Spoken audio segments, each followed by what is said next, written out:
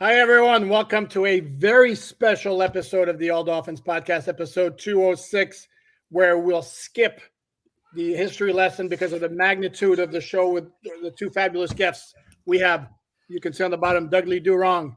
Reason when dolphin pods collide? Is that what we're calling it? It's really when Dolphins podcast worlds collide. I don't know how this idea came to my mind, but I feel like all of Dolphins Nation is in a state of chaos, panic, depression, disillusion, heartbreak.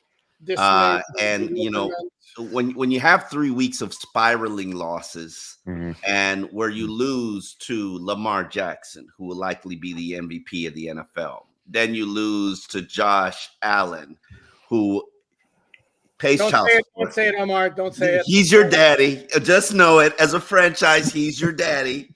Then you get eliminated by Patrick Mahomes.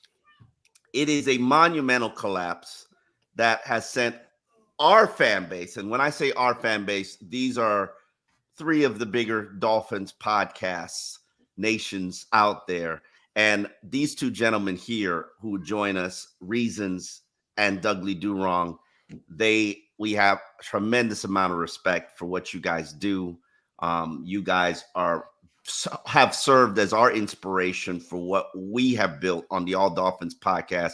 And it is truly an honor to bring both of you gentlemen on to this platform so that we can have a state of the Dolphins world discussion. It's like a United Nations conversation where hopefully we can get this fan base out of their depressive funk. Omar, 7-minute intro. How about we just say, what up, fellas? I was joking to these gentlemen because I have to deal with a lot of things regarding Poupard, who is my own version of Vic Fangio. And no shadowing for you, Omar. What'd you say? No shadowing for you, Omar. Yes, no shadowing for me. So let's just get to the meat of it. And let's begin this panel by going in a clockwise fashion, which means Alan Poupard is first, and then we'll go to Dudley, and then we'll go to Reasons, and then we'll address myself, or I'll bring it to the next topic. How difficult was this ending for the Dolphins franchise? Can I defer and allow our guests to go first? I feel like a bad host here. All right, Dudley, you're up first. Clockwise and go Reason first, and then. It was pretty difficult. I think the fact that we started with a 3-game lead and then we beat the Dallas Cowboys, clinch a playoff spot, and everyone felt pretty good about that. It was pretty difficult, the fall that happened, because I know a lot of people were saying we can't lose. We lose 3 and we don't win a playoff game. The season's a failure. But also there's some retrospective in it that we kind of have to look at the injuries and how decimated the defense was at some point. These injuries that everybody has beaten me down for a whole week and said that I'm just full of excuses. Dudley, you're excuses. Sorry, I just got a bad cough here. Sorry. It's the truth though. You go into a playoff game and you got Houston, you got Irvin, you got some. It's a factor. I'm not saying it's the reason, but it's definitely a factor. But it might take a little bit of the sting off. But the way the offense has produced, and they didn't have that many injuries. Yes, we didn't have Connor Williams, which is a big part of it. But they didn't produce like they did against the Raiders. Just because guys were out there, Dudley, that does not mean that they were healthy. Was Raheem Mostert healthy? Was dealing with injured players down the stretch, Omar. Stop it. They could have. It was, but it's not just the players, because even some of this can be put on the coach and some of his play calling and his time management and stuff like that. So, there are little tidbits of excuses you could throw in there, but overall, it hurt. It hurt pretty bad because we were on cloud 9, sitting there at 9-3, and then the Bills at 6-6, and we were like, oh, we could run off with this. And then the Titans game happened, and then we got humbled a little bit, and then we won the next 2, and then a collapse. So it hurt pretty bad. Reasons, how tough was this ending? It was tough. What's tough about it is when you try to provide, and this goes back to, since I started doing my podcast in 2020, one of the things that's bugged me about this community is excuses get labeled, like context get labeled as excuses. Now I will say this, both sides of the ball were injured, and you can make a legitimate argument that Vic Fangio did more with just as many injuries by the end of the season. Now, I do get what you're saying. Tyreek Hill is probably the most banged up we've seen him in a full season, right? Waddle. I mean, we all know where he was at. Probably didn't look like he'd be out there. You saw Terron Armstead, second year in a row by the end of the season. When he was on the injury report, it was listing like 3 different injuries, not 1, not 2, but 3, right? So I get guys weren't fully healthy out there. It hurt. But it also, it kind of brought far more questions than it did answers when we thought we'd have more answers by the end of the season. I'm looking back here, and this is now 2 years in a row, with or without your quarterback being healthy, then in the final months, our offense has sputtered, right? Last year he was hurt. It sputtered with or without him. This year, with him fully healthy, it sputters. I think a lot of this does come down, and people aren't going to like to hear this, a lot of it does come down to McDaniel. I think he's one of the worst in-game adjusters in the NFL right now, and I think that really hurts us throughout the game. Listen, the play calling thing, because I know it's a big issue right now, I think it's more situational with him. He's fine from the 20 to 20, but when we get inside the 20, when speed is taken off the field, and now you got to manufacture space for your guys, he's just not that great inside the 20, especially when you get inside the 10. Now, sometimes it comes down to a lack of commitment to the run. Sometimes it strictly does come down to the play calling. You get a lot of two concept stuff. You get a lot of guys clustered in the same area. We're just going through what we're doing. This is what I realized. I'll sum it all up. We are going through the growing pains of a quarterback who just played his first healthy season and only his second year in this offense. And we're going through the growing pains of a coach only in his second year. That's what's holding our offense back right now, and that's the reality of the situation, for me at least. And how do you respond to that, Alan Poupard? Deep sigh. Oh, deep sigh. I'm going to be polite to my guest. You're wrong. No, what I will say is it was disappointing. And again, I'm a journalist before I'm a fan. And to me, what I found disappointing, borderline depressing about this team is every year is a new situation. They were kind of in the same boat last year, and you kind of get to feel, okay, this is the year when they got to 10-3, and it's like, okay, this is the year where they get over that hump, where it's not the whimper at the end and then the quick playoff exit. And then it happened. Then they would do the injuries on defense. It was bagging up, and yet the defense, I will argue, gave the Dolphins a chance to win against Buffalo, gave the Dolphins a chance to win against KC. And the offense, and sorry, Omar, and we've gone through this on the podcast for a while, against the Chiefs, they had practically everybody in there, and every team has players who play injured in the playoffs. That is not an excuse. I don't want to hear it. That's not, excuse me. It's not an excuse for the see, I'm getting all choked up. See, God is taking you right now. He's like, let me take him right now. Not an excuse for the offense scoring 7. And one rebuttal I will do, the reason, because you're mentioning the red zone offense. Dolphins finished second in the NFL in red zone offense efficiency. So, and I agree. I mean, Omar said that on my show, but the crazy thing is, Poupard, don't you look at the situation and say we could have been so much better? Oh yeah. Oh, no question. That's what the scary thing is. You know what I mean? We could have been so much better.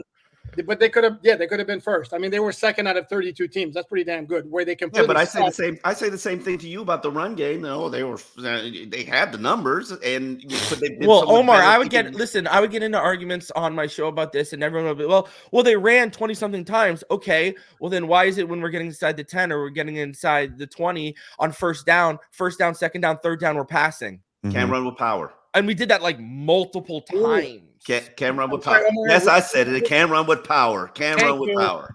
Thank you. I said it. All right. Yes.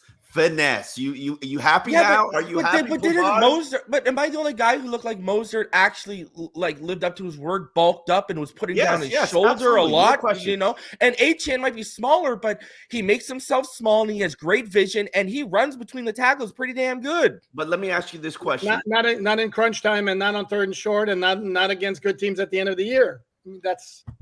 Well, and I will argue this much. We didn't see him very much in crunch time because when he was averaging 6.7 yards per carry, 7.6 yards per carry on 3rd and 1 and 4th and 1, McDaniel was throwing the damn ball. So I didn't get to see him very much in crunch time. You know who your head coach is. You know who your head coach is and what he wants to do.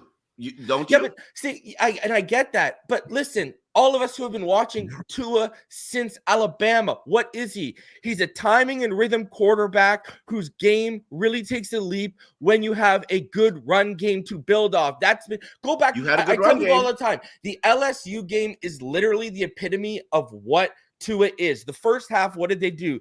Totally leaned on Tua, right? Took not didn't even lean on Najee, just totally leaned on Tua. Burrow got the lead, whatever. Second half, lean on Najee. What happens? Tua almost brings them back. And if Jerry Jeudy does not drop a bomb right in front of the goal line, Alabama actually wins that game against LSU. Why? Because they brought in the run game and they predicated everything they did off the run game. But what we're doing here is, okay, run game gets working. Let's take it out. Or you know what? Mozart is averaging 6.7. Let's throw in Wilson for a couple carries. Now I get Mozart was banged up, and Poupart's right. Brother, you're banged up in the playoff game. You gotta go. We have that drive where he has 4 or 5 carries in a row that got us 33 yards, right? Brings us to 3rd and 2 and 4th and 2. What do? We pass the ball twice, and then we barely see Mozart touch the ball after that drive.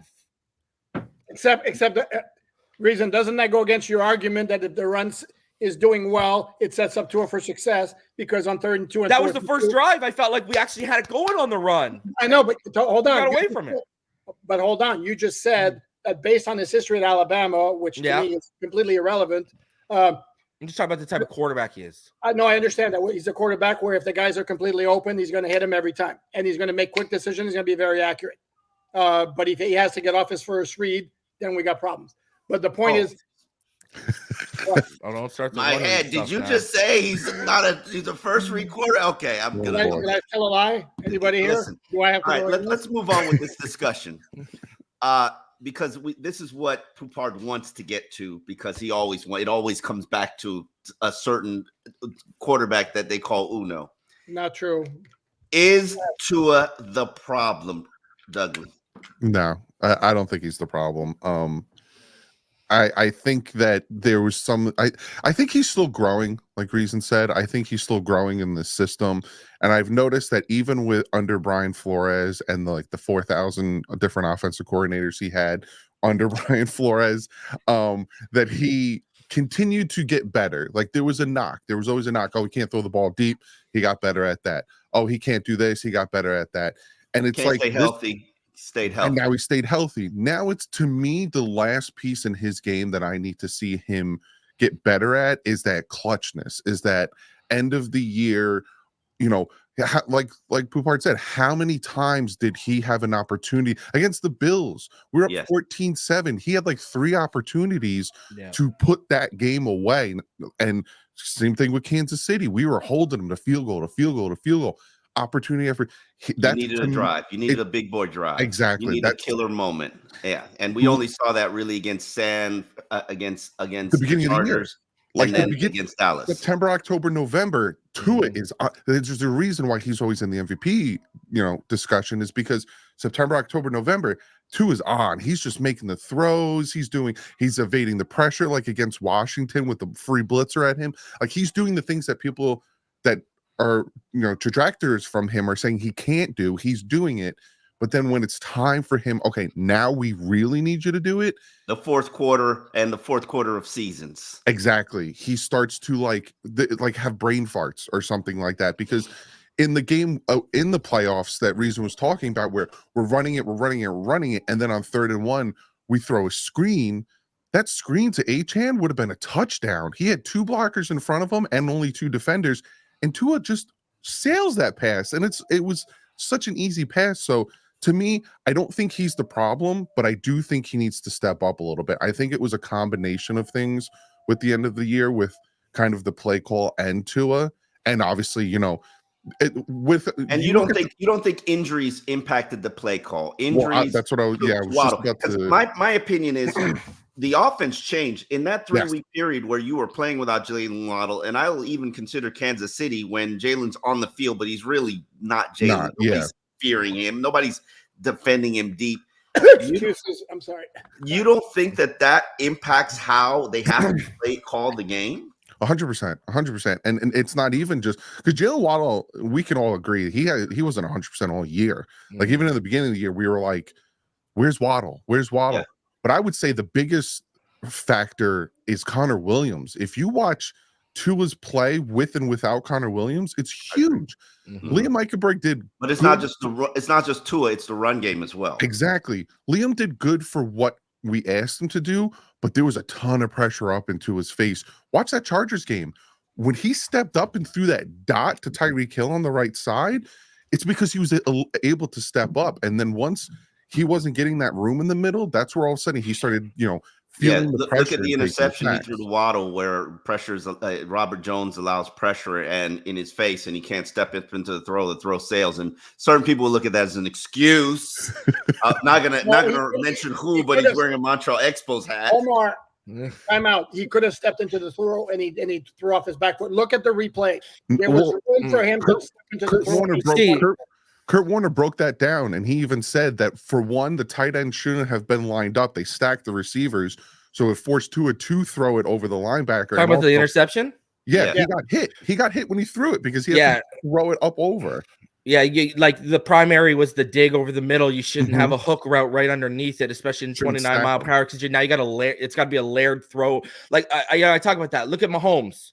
They weren't asking Mahomes to make layered throws over the middle of the field because of the conditions. You don't do it. Doesn't matter whether it's Tua or whoever. You just don't put them in that position in 29 mile per hour wins. Yeah. You just don't do that, right? Like that was an issue with it. You know, I think, you know, you guys talk about, listen, we break down the film every Tuesday on Tuesdays on my channel. And, you know, my co-host, former FAMU quarterback, Martin Ukbai, he played the Olivier Vernon Miami Hurricanes and stuff. And he would always pull his hair out with McDaniel and the designs because, you know, we talk about the one read stuff, but how many of these are two concepts? Where, you know, two route concepts where first read ain't there, second read ain't there. What do I got to do here? You know what I mean? Like, yeah, but if you look at how our offense is built, it's not hot read friendly.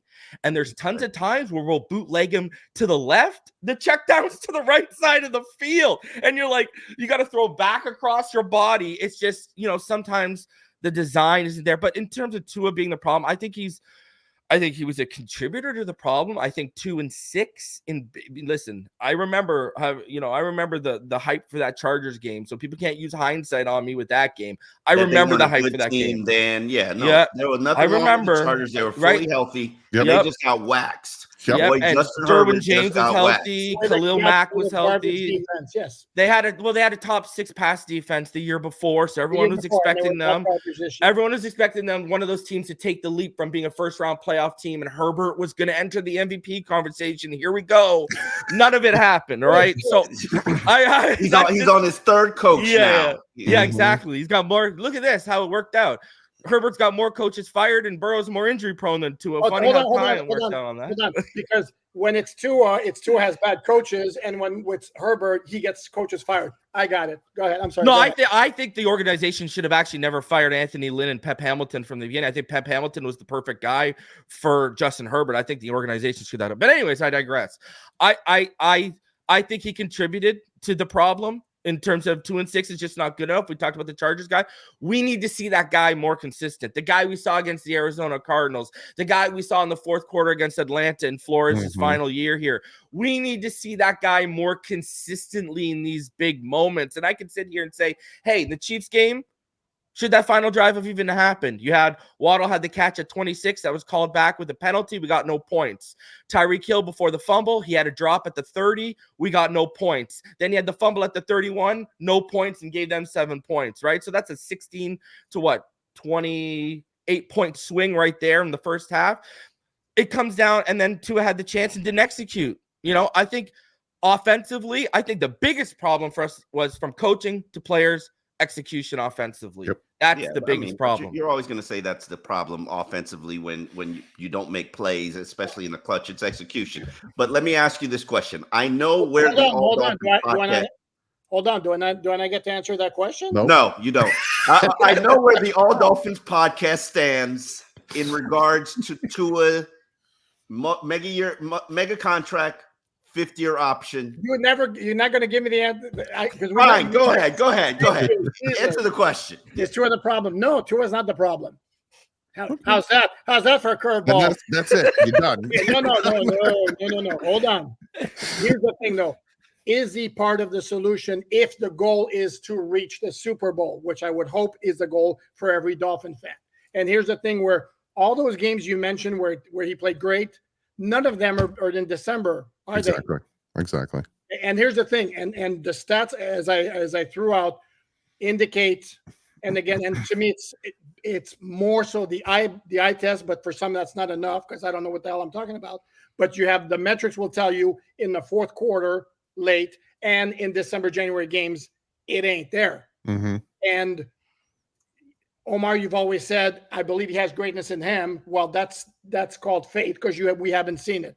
Mm-hmm. I'm science-based. I need to see it. And I have reason to question whether we'll ever see it or whether the plateau has been reached. And Douglas, you mentioned second year offense. The dude's been in the league 4 years. And if you think he's the only quarterback who's had system changes and offensive coordinator changes, that goes on everywhere around the league for the most part. But it was the first time he's ever had the same offensive coordinator for 2 straight years. Yeah, since high school. Yeah. See Chargers, Los Angeles, how many offensive coordinators they've gone through. Hey, but he's the next coming of God over there, so I don't know, man.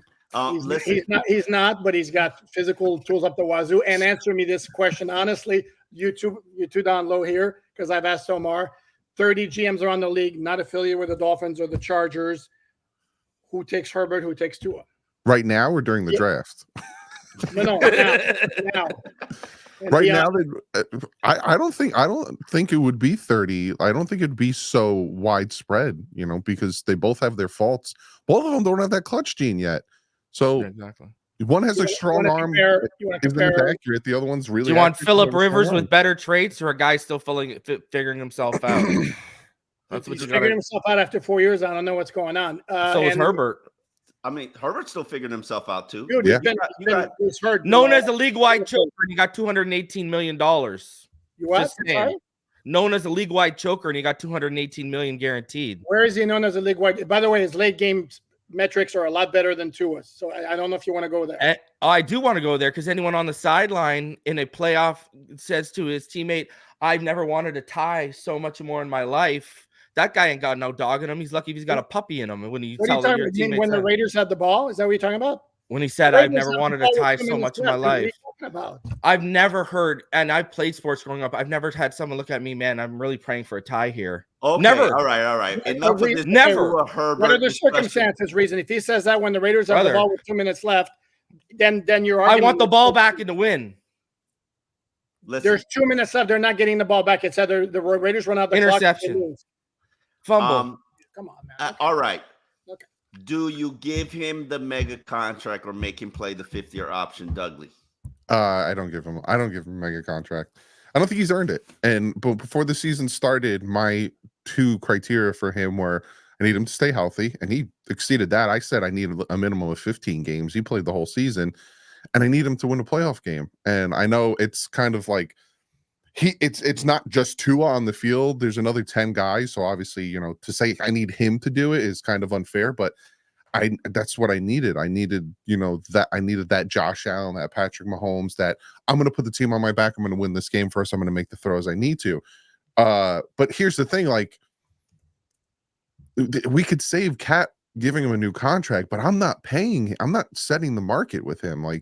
I would, and I've said this before, and it's super disrespectful to Tua, but I'd give him like a Geno Smith style contract. Oh, yeah, totally disrespectful. And I know he wouldn't take it. I know it's just, but that's what you're putting on the table, is what you're saying. Yeah, I'd be like, hey, we want to keep you. We want to keep you around for the next 3 years. If you do play better, we'll give you that bigger contract. Just for now, we need the cap space. This is what we can give you for security purposes. Yada yada. because he hasn't earned top 5 in my opinion quarterback contract. So now I'm not giving him the big contract. So then I guess he'll play the 5th year. Reasons: you give him the money, or you make him play for $23.2 million. The problem is here, we just played this, we just played Russian roulette with Christian Wilkins and lost. So do you want to pay 45 to 50 million this year, or do you want him to be in the MVP conversation for the 3rd year in a row potentially and get you a playoff win? And now you're talking north of 60. Easy answer from Favard. He's like, yes.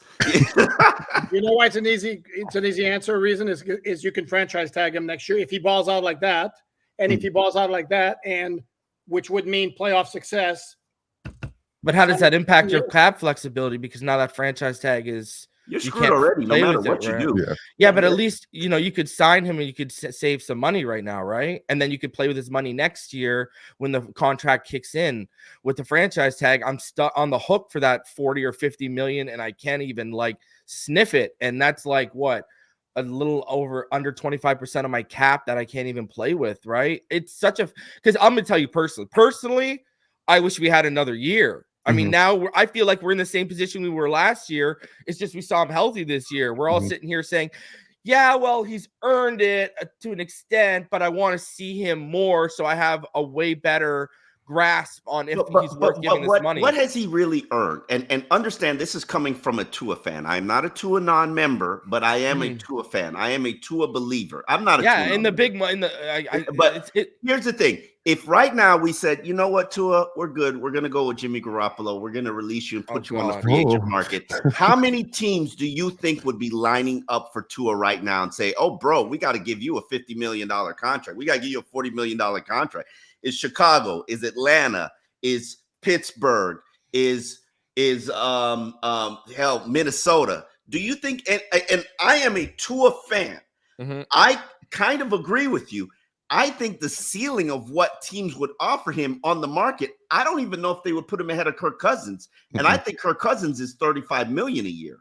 So if the market is dictating to you that your market is this and the demand is this, why would I be paying you like a top 5 quarterback when if I release you to the market, nobody's lining up for you to begin with? Do you think Kirk's going to get less than Daniel Jones on the open market? I think here's the thing about what I think about this offseason. Age. Well, that's my factor with Tua of why he might get more than Kirk, right? Because of his age. But then you've also factored in durability. That's my thought process. If you put Kirk Cousins and Tua Tagovailoa on the market, how many teams in need of quarterbacks? Let's say Pittsburgh. I don't even know if that's a tough decision for them. And that's no disrespect to Tua. It's the body of work. Him and Kirk Cousins, they're numbers gods. And then when it comes to clutch moments, they fall short. So you're basically getting a quarterback with a bigger body of work at $35 million a year or Derek Carr money. And then so if I'm offering a guy who I think is a little bit better Derek Carr money, why am I offering Tua $45, $50 million a year when realistically I'm not necessarily competing or bidding against anybody? And this is coming from a Tua fan. So to me, a fair deal, in my opinion, right now, and that's what I do. I put what I feel is a fair deal out on the market for Tua. This is your choices. If you want to make $120 million, I'll give you 40 a year, 3 years of guaranteed money. This is guaranteed $120 million. If you like it, I'll give you an extra 2 years of fake money that we'll probably restructure if you're good. But if you don't like it, then play on the 5th-year option and risk injury like Christian Wilkins did all season. I don't like it. Me, while I don't anticipate him signing that. That's the Daniel Jones deal. And if you like it, you take it. If you don't like it, roll the dice. And that's why. And now you're talking 7 years now down the road, possibly having the same issue of he can get you so far, but not farther. And one last thing before I let Reason and Dougley chime in. By the way, remember after the conversation we had this morning, Omar, I checked the metrics on Kirk Cousins in the 4th quarter and the December-January metrics. Actually, pretty damn good. So there's this perception of him as being an empty calorie stats kind of guy. The metrics say otherwise. Yeah, the Minnesota, like when they were good with like Diggs, the defense was not good enough, and then when the defense got better, this guys got injured on offense. I think Kirk Cousins gets a bad rap. To be honest with you, I think we'd all be actually very happy if we had a quarterback who did what Kirk Cousins did. I think he's a guy with situation. But anyways, with Tua, listen, here's where I'm at. If they're going to extend him, as long as it isn't more guaranteed money than Lamar Jackson, I mean, listen, I'm fine either. I'm actually fine either way. I'm fine if they say, hey, 5th year. It worries me because if he plays again, now the bill, if he does what he did this year, but he finishes off in December and January and wins a playoff game, that bill gets bigger. Tag him. Make him do it again. I agree. Yeah, but we need the flexibility because okay, what if we only win one game, or let's say we win 2 games, we win the divisional and okay, but now you don't want to tag him because you want the flexibility to play with his money, and that's what I'm worried about. Like we got to keep this window open. That's the only thing that keeps holding me back is we got to keep the window open and the cap flexibility with extending him. Your window's closing at the end of the 2024 season anyway. So no matter what you do, it's pretty much closing. I've seen magic. Let's get into that because in the off season, I don't even remember how I got to it. I think a fan had emailed me something, had tweeted me something, and I was like, "What are you talking about?" And then I started digging into it and looking at it. And for those who know, I love the business of the NFL. I love looking at contracts. I'm horrible at math, but I'm actually good at this because I've been trained how to do it by people who are very good at what they do as capologists. This team's financial books are a hot mess.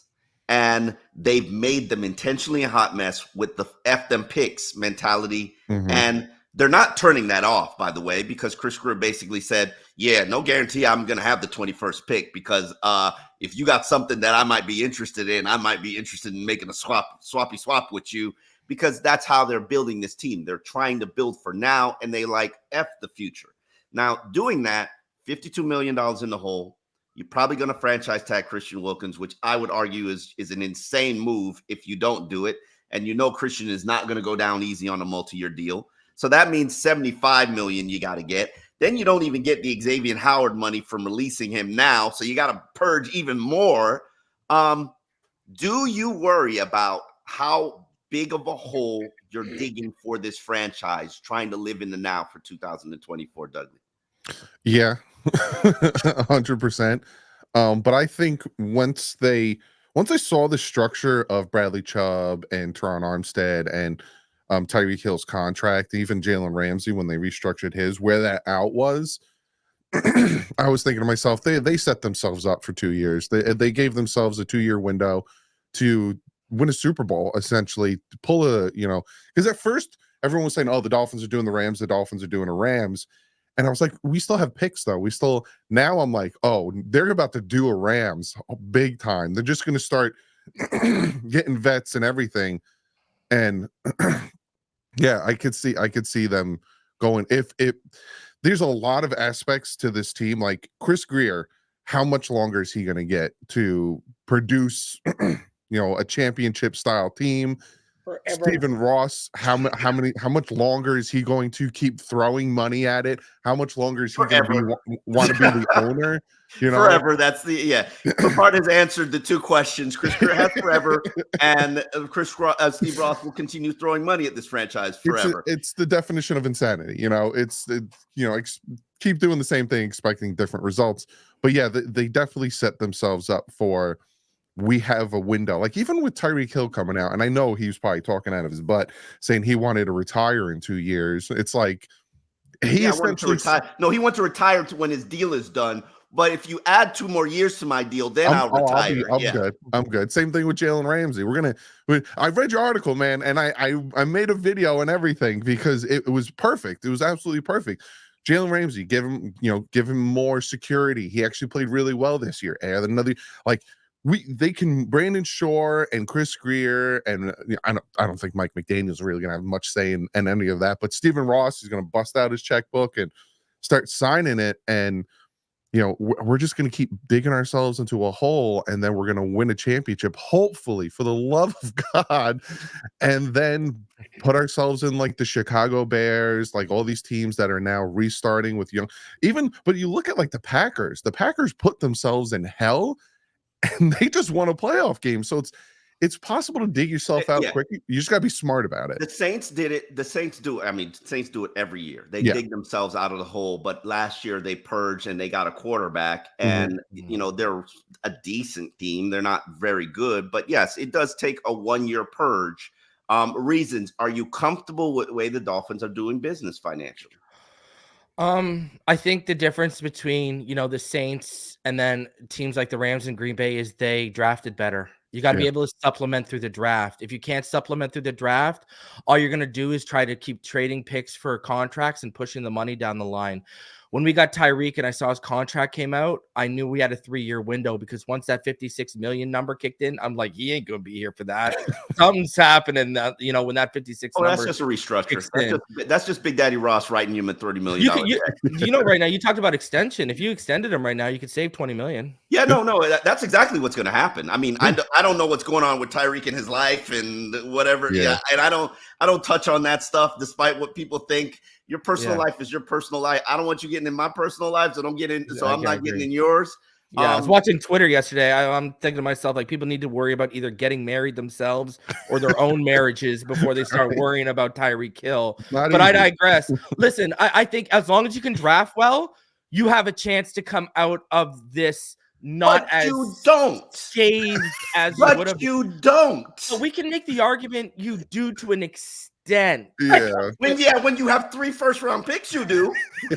Well, hey, 2 of them pan out. Hey, listen, I would have stuck for Creed Humphrey at 50 the whole time, but Eichenberg's turning into a serviceable backup under Butch Berry, and I'm not saying he's good, but he's serviceable. Holland wasn't a first-round pick. Serviceable. Robert Hunt wasn't a first-round pick. Not crash every time it leaves the trade. And you got to give him the props for Robert Hunt. How many people had, probably only the Ravens, had the guy from Louisiana Lafayette that high on their board? And Robert Hunt, I know he hasn't got the accolades, but he plays at a damn near Pro Bowl level, and it's noticeable. I'm going to tell you this much. Our run game, it was noticeable when Hunt and Wynn, because Mozart didn't have a 100-yard game since Wynn was out.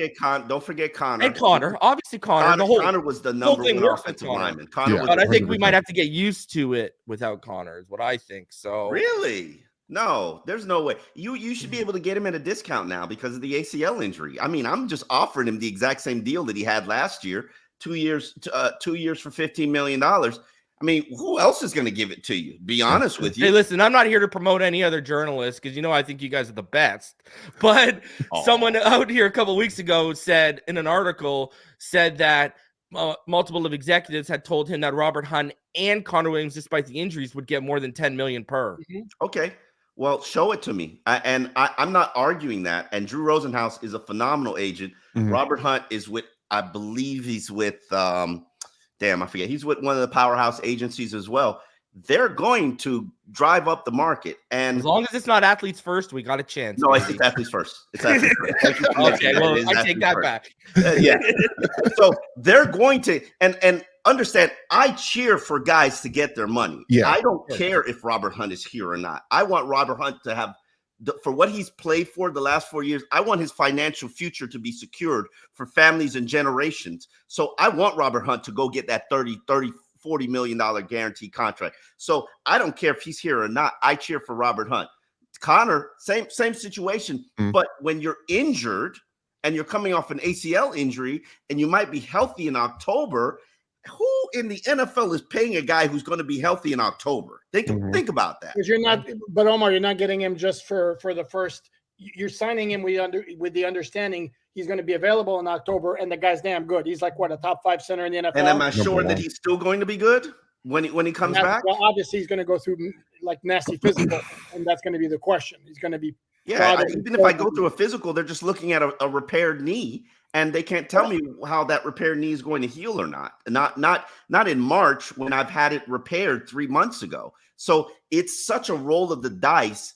I think you're in a good position if you're the Dolphins in regards to Andrew Van Ginkel, in regards to Connor Williams, Who else got hurt at the end of the year in a big deal? You can probably get Isaiah Wynn on a vet minimum because I of don't the think Isaiah injury, Wynn is right? going to make more than he's already making. I don't think he's more than a $2.5 million, $4 million player. So, but yeah, Isaiah Wynn is definitely a guy that I would definitely consider bringing back. But here's the thing: when you're on this purge roster, everybody's on 1 year minimum-esque back end salary. And maybe if you really like a guy, you give him 2 years so it lightens the cap hit, like you did Raheem and Jeff Wilson. And the second year is an option year for you. It really doesn't matter, but you're not making long-term commitments. The way their books are structured, they cannot make long-term commitments to anybody but their core players right now. And if you're not a core player, they're going to have to decide if Connor or Robert is a core player, because I think you can't have four expensive pieces on your offensive line. I think the line should be a whole core, because I said this before we drafted Tua when I started in this community. I said, and I quote, I don't care if you draft Tua, Burrow, Jordan Love, or Justin Herbert. Because remember, this is back 2019, 2020. Build me a line like what they had in Oakland and Indianapolis at the time. Because if whoever we draft doesn't work out, guess what? You bring in a new guy, and they've got the line set for them, and you can hit the ground running. Get the line figured out, especially now, because if, let's say Pupar gets his wish, no offense, Pupar, and Tua's gone in 2 years, and we got a new guy, at least he's got the line in front of him. Yeah. At least he can hit the ground, and you don't got to go, because one of the things I see with Tua, Pupar mentioned it earlier, him throwing off his back foot. We see that so much more when we're going with these line combinations because we've seen this with Flores. He gets to a point where he doesn't trust the protection. And we saw it happen again. And then he does his little Steph Curry, right? His little watch it, flick the wrist and watch it, or the off the back foot. You can't do that. You got to, like in the wind, guys, those screens, you got to drive the football. You can't touch these throws in 29 mile per hour. You got to drive, kid. Drive in. And that's his biggest issue, I think, too, is he doesn't drive the football. But build the line. Build the line. That should be number one priority. Let me set the record straight. Hold on. No. He's got to clean himself up here. He doesn't want to be attacked by Tuanon. We all know Tuanon. We're all very well. We're very quiet these days, so I don't know. I want to set the record straight. I don't necessarily want Tua gone. That's never been my point. I wake at I'm going to exaggerate here, but I wake at night with nightmares, screaming at the top of my lungs. I'm seeing Ryan Tannehill again for 7 years. I agree. And that's, to me, that's the absolute worst. Yeah, you don't want to get caught in mediocrity, right? You don't want to get caught in that 9 to 11 where you're always picking at 21, 22, 23, and you're never quite. I get it. Correct. And I have questions about the ceiling of where this team can go with Tua, and that's what worries me. I will take 5 straight seasons of 11-6. Give it to me right now. Can I ask you this? With no playoff, that's what the Dolphins had with one set, and Jay Fiedler, by the way, had a great record. I will sign up for it right now. If you said you'll never win a championship, but you'll have 5 straight seasons of 11-6, I'd say, where do I sign? I'm sorry, and I'm just a realist, and I can't sit there and promise you that you'll ever get past Patrick Mahomes or Lamar Jackson or Josh Burrow. But you tell me, you give me a contract right now to sign up for 5 straight years, 11-6. I'm like, where do I sign? Let me ask Alan this. I want to ask, because I got a good question for Alan. Alan, does the game like Denver, I know, take the team out of it, but does it give you a little bit of hope moving forward, because you saw us with a full healthy line and you saw how explosive this team was passing the ball and running the ball with a fully healthy line? He throws out Denver all the time. I don't know. Forget the team. I'm talking about how explosive the offense was when their line was fully healthy, and that was the only game they've all started, right? He throws the game out. Okay. I understand that game was a complete aberration against a team that completely quit in the second half, which was a hot miss coming in anyway. No, that game means, it was very impressive, and it was fun to watch and all that. But in the big picture, you're not going to tell me you can extrapolate what happened that day. Whoa, look what's going to happen when you have all 5 offensive linemen together. No, sorry, can't go there. Hey, let's shift gears here. I want to get from each of you gentlemen one name, one player, or one change that you would make in 2016 that you think can get the Dolphins over the top. Pupar, do you want to go first? No. You never want to go first. What is this? I want to go first. I want to play off. He wants home field advantage, and he technically does have it. Dudley, you go first. I defer until the second half. I'm gonna go. I don't know if this is real right field or not, but I want a new special teams coach. I feel like the special teams really struggled and kind of hurt us in some situations, especially the Bills game. That punt return kind of really swung that game in their favor, gave them, 7 points. You looked at the playoffs. A lot of these teams were getting long kick returns. Ravens were getting touchdowns. The Packers were getting on the opposite side of the And you field. don't look at it from the standpoint of injured guys backups have to be elevated into starter roles, and it waters down the special teams unit because they're core special teamers. Brandon Jones is starting. Elijah Campbell is starting. Duke Riley. Duke Riley. You guys see what I got to put up with every single day. 205 straight days. This is what I got to put up with. I get a ton of poop arts in my comment section. Don't worry about it. All bad, I assume. All bad. And the punting was horrible. Like Jake Bailey, it's bad. Oh, it was just punter. really bad. You just I mean, he was barely used anyway all season. That's true. And that's the thing that people say to me too when I'm like, we need a new punter. We don't really punt. We shouldn't punt.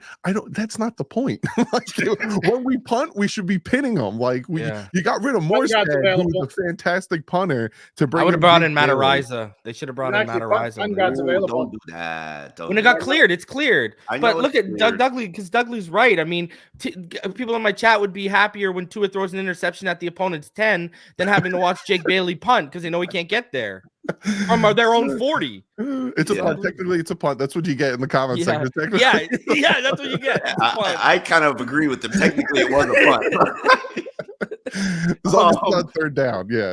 Reason, who's your one guy you'd add to this team? Or I'm gonna go in the draft. There's 3 players I would trade up for, and 2 of them are tackles: Olu Fashanu from Penn State and Joe Alt, but I'm not gonna name them.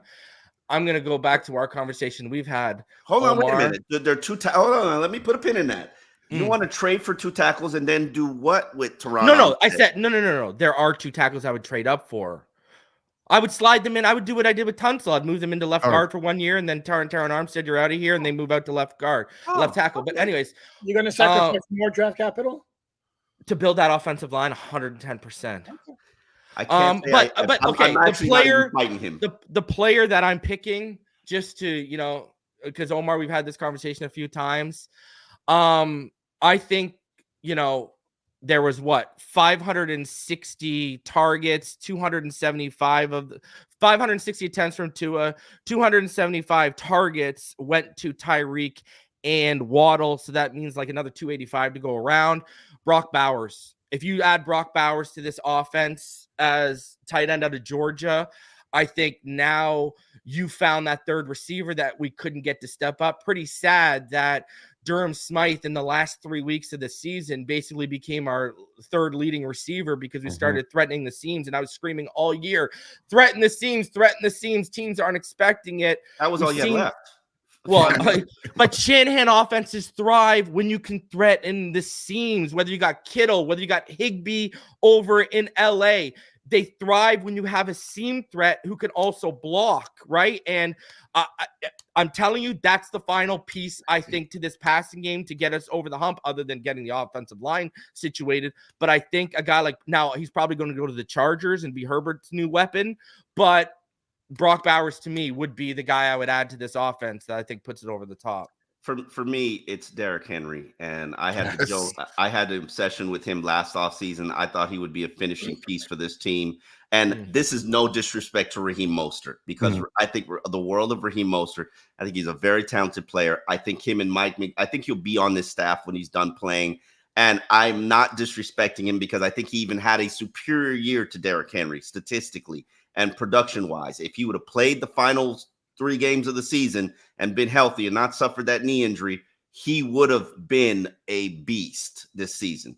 But that power, that fear of that power, the temptation of putting an extra man in the box for Derrick Henry, who still ran one of the fastest miles per hour speeds in the season finale last year. You're not going to have to pay ridiculous money. There's nobody out there who's going to give Derrick Henry $7 million a year at his age with his mileage. 2,000 carries. The list, statistically, there's a heavy decline for backs once they get to that 2,000 carry mark, and he's already there. I am offering him maybe a 2-year, $12 million deal. And I hope it's the best that there is on the market. I'm Jeff Wilson. Sorry, brother, but you're out of here. I don't even know what I do at Raheem. Raheem would be predicated on Henry, but that short yardage, that goal line, that's easy money for me. And it changes the people like Alan Poupard who continue to throw it in our face that they are a finesse Those team. Chris Brooks fans are coming for you, soft. though, Omar. Get ready. Here come the Chris Brooks fans. They're coming for you. We got them on the roster. No, Here they this come. is Derrick Henry. Here they not come. Chris Brooks. Here they come. I'm telling you.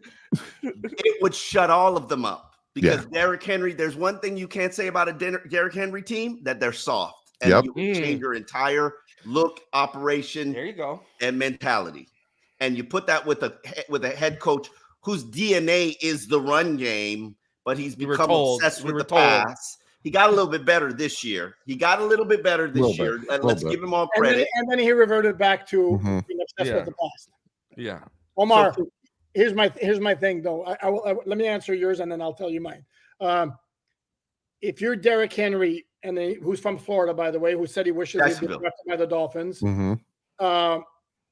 unless he gets no offers financially that compare to that of the Dolphins, why would he want to go play for an offense that has been shown to be obsessed with the speed and the passing game, as opposed to going somewhere where he's going to be featured in that offense a hell of a lot more than he would be with the Dolphins? Because he knows he doesn't have much mileage left. He cannot handle another 200. I think Baltimore's going to be in on him too. So you're going to have to. I think you're going to have to put up with that. It's always Baltimore. It's always Baltimore. Yeah. You're right. You're absolutely right, Dudley. It is always Baltimore because they actually. And that kind of fits what Poupard's saying. He knows. Okay, I'm going to a place where in the later months it gets cold. They're going to lean on me. Right, he's a lot better fit in that offense than he is in a Dolphin offense. He just adds that missing. Dalvin Cook, here we go, baby. Let's go. Not again. Hey, and you know what? I think that train has left the station. Right? Thank God. Who knows? Maybe he takes off in the playoffs and we change our tune. I don't know. But let's get to your player. Who's your player? My wish is, and it involves the Ravens. Can we go back in time and trade for Roquan Smith? Damn it. That's my wish. I haven't studied the draft prospects. I haven't looked at the free agency list yet. Give me that off the ball linebacker who's a difference maker. And obviously those are obviously tough to find, but you look at the two teams like Campbell with the Lions, Lions. Well, correct. But you look at the two teams that have the best inside linebackers. It's Baltimore and San Francisco. Yep. Easily. So you want an inside linebacker in the draft because they clearly can't afford one in free agency. Duke Riley, here we go. If there is one, my research, but and Brock Bowers would be good. Are we actually thinking he's going to be there at 21? You got to trade up for him. No, he's gonna. No, you'd have to trade up for him. Listen, I could have helped you, Poupard. I was banging on the table for Leo Chanel, and they took Channing Tindall, and Leo Chanel went the next pick. And then that year they're in the Super Bowl with Nick Bolton, the guy I wanted the year before. And I'm sitting there like, you guys can't draft an inside linebacker to save your life right now. No, actually, yeah. Jerome Baker's actually been their best inside linebacker draft pick, and here we are showing him the door. And he's a wide 9 off-ball blitzing linebacker. He's not. He's gotten better every. Well, that's what he was. I think that's what he's best built for, off-ball blitzing, and I think his best fit is in a wide 9 scheme. But he's gotten better every year. He's been asked to perform in a new scheme. I think I got to give him his props for that. Yeah, he has. I agree. He's a solid starter. Yeah, but he's not a difference-making inside linebacker like Roquan Smith, Bobby Wagner, Greenlaw, even Patrick Queen, like completely shot up. Levante David. Yeah, hey, Levante's a free agent. White might be available. I don't know. Probably too costly, but yeah, Levante's a free agent. I keep telling y'all. He's also, what is he, 53? He just produced another like his 10th straight 100 tackle season. I know the dude can play. Put some respect on his name. How the Dolphins have actually, I think, offered him contracts twice. So there's definitely interest. We'll see if they see him as a cheap option or what happens with Tampa Bay. Now, final question for this all Dolphins podcast, World Collides podcast here, where you got Dudley Durong, you got Reasons, and you got us, the All Dolphins podcast. How far are the Dolphins from being Super Bowl contenders, Dudley? Oh God! To me, it's about the trenches. Like if they could just fix the trenches, and I learned that from you, Omar. I think they're not that far. I think a lot of what happened was they couldn't get after the quarterback. There were so many games where the quarterback had so much time, and we couldn't really They protect our just got a sack quarterback. record. What are you talking about? There was, but Franchise again, record for sacks when they had Jalen and Xavier exactly. out there It's like, blanketing everybody. but then you look at the end of the year, and it was just, and again, injuries. But to me, if they could fix the trenches, now we don't know when Phillips and when Chubb are coming back. AVG hopefully will be back with the team, and then he'll be healthy to play. 9 months is October for both. That's what I'm saying. It's like we need to figure that out, and then also Christian Wilkins. Like, there's a lot of ifs and buts with that, with the lines on both sides. So if they could figure that out, and if they can solidify that, I don't think they're that far out, like a year or two. As long as the other things start to, Mike McDaniel kind of gets all that rookie mistake stuff out of the way with like getting the play calls in too late. So, with the motions and stuff, the changes can't be made and all this other stuff. If they could just focus on the trenches and fix that, I think they're about like a year or two out. I don't think they're that far out. Any reasons?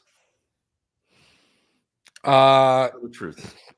I think the whole AFC is far out. I think we all thought this was a down year for Kansas City, and Mahomes has said, "Oh yeah, hold my beer, watch this." Look at Josh Allen and the Bills, right? I think going into that Bills game, what was it? 47% of our offensive line snaps have been taken by backups, and only 4% of the offensive line snaps for the Bills had been taken by backups. So they're fairly healthy, minus a couple, Milano and Tre'Davious White and a few injuries in the secondary. But offensively, they were pretty healthy. Josh Allen looks superhuman. And it still wasn't good enough to beat Patrick Mahomes, who arguably may be the best yes, and I understand we all went through the Brady era. He was no Patrick Mahomes. This is some next level thing we're seeing right now. That's 6 true. straight AFC championships. Look at the Ravens. Lamar had to go get back to an MVP level, and they're the healthiest they've been the last 3 seasons. And I still think they're going to lose at home to Kansas City. You're wrong. I think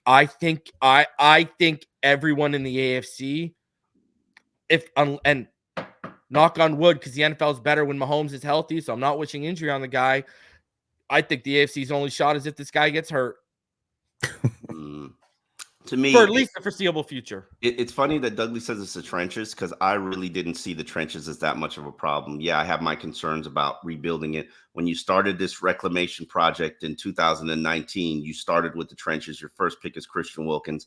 I think that they would be insane if they let him even touch free agent market. Yeah. You could kiss him goodbye, just off the principality alone. And Christian Wilkins is a man about principality. And you screwed him last season, and he's going to screw you if you do not prevent it by tagging him. So, Christian can talk about love for Miami and all this kind of stuff, but Christian wants his money. Give me my money. Would you guys have the transition tag in play at all on him? You know what? Because it hasn't benefited you the last 2 times you've used it. Why would you even go that route? Mm-hmm. And Omar, because you didn't want to match, that's why it wasn't a matter of benefiting, it was a matter of. Okay, so you want to put the transition tag on him, disrespect him yet again, and then when a team makes him an offer or drive down or you drive down his market, how pissed do you really think that you want to make this guy who is supposed to be once you get his money, he's going to be happy Christian. Yeah, Lamar, hey, listen, we talked about it earlier. Lamar got almost $33 million less guaranteed than Herbert, and he went out and put out an MVP season. Did he get his deal before? He got 185. He got after. He got 185, around 185 guaranteed, and Herbert got like 218. Yeah. Oh, no, Herbert got his deal afterwards, though. Didn't he get it before? No, I think Herbert got his deal right before training camp started. Lamar got his deal in the draft, the week of the draft. So, yeah, times change, and Hurts got his deal after that. So, I don't worry about all their money. They're all super rich. To me, to fix this team, you need, and I know you got to rebuild the trenches, and I do definitely agree with that. But you need a Jarvis Landry-esque slot receiver. Yeah. You can't ride another year of Braxton Berrios. No disrespect to Braxton, but he added nothing outside of return value. You need a tough physical. Now, it could be a tight end if you want to go that route, but we already know what they do with Mike Gesicki's of the world. They don't utilize them. They have no desire for them. And in fact, that tight end position is more of a 6 blocker than it is a pass catching option. And Durham Smythe, and they love and are obsessed with Julian Hill. I don't want to hear this. This guy takes 4.2 seconds to get going, let alone run a 40. It's unbelievable. Oh, nice run holding Julian Hill. Bring it back. Wow. We have nothing dynamic in that room at all. That's why none of them scored a touchdown. Wow. Okay. Haymakers from no. I mean, let's call it. Listen, I love Smythe, but he's a solid 2. What's Julian Hill right now? He's a borderline 3. This is the perfect difference about the people who sit in those rooms with these assistant coaches and listen to them glow and shower love and praise over Julian Hill and Durham, as opposed to you guys who are just straight film and like, you suck, guy. Hey, I'm not saying that. But I mean, there were people in that building who trusted Lemuel Jean-Pierre's opinion at once on the offensive line. So I mean, he's still on the staff. He's still on the staff. And I know that's still scary. Oh my God. Hey, he helped Connor Williams develop into the best center in the NFL. Put some respect on Jean-Pierre's name. I don't know who that slot receiver is. I'm not talking about Jarvis Landry now. I'm talking about Jarvis Landry like prime rookie Jarvis Landry. Yeah. I don't know who that player is in the draft, but I think that they do need a third weapon, a third pass catcher, and a guy who has the physicality to take those tough hits and gain those tough yards like Jarvis did. To me, that's the missing ingredient that you need from an offensive standpoint. And defensively, trust me, with no Xavier, it's just a hot mess. You're gonna have to put somebody opposite Jalen Ramsey, because if you don't do, you saw what happened when they had Jalen and Xavier. Cater Kohu looked like a filet mignon to every quarterback and got attacked like a filet mignon, like a pit bull catches a filet mignon falling off a frying pan every single game. And think about how weak your secondary is going to be with another Eli Apple version and Cater Kohu. I don't have a clue what you're going to do. Jalen Ramsey is going to be out there lonely as hell because nobody's ever going to throw to him. So I think that those are two positions that are really key. You got to add a Jarvis Landry, and I don't think you're going to fix the Xavier Howard situation. I just think you're going to have to find an adequate replacement. And who that is, I absolutely do not faith know. in Cam Smith, huh? As long as Vic Fangio's here. I don't see Cam Smith getting out that doghouse as long as Vic Fangio's here. That's just based on what I'm told. You didn't answer the question though, Omar. And the question you posed is how far are the Dolphins from being Super Bowl contenders? I think that they are extremely far. I agree with reasons. Patrick Mahomes and Lamar are there. I think Lamar is going to beat Patrick Mahomes this week, and you are going to be crowning a new king of the NFL this weekend. And as long as they're in your division and you know that their organizations have Andy Reid and Ozzie Newsome, and Ozzie Newsome is still running the Ravens. Don't kid yourself.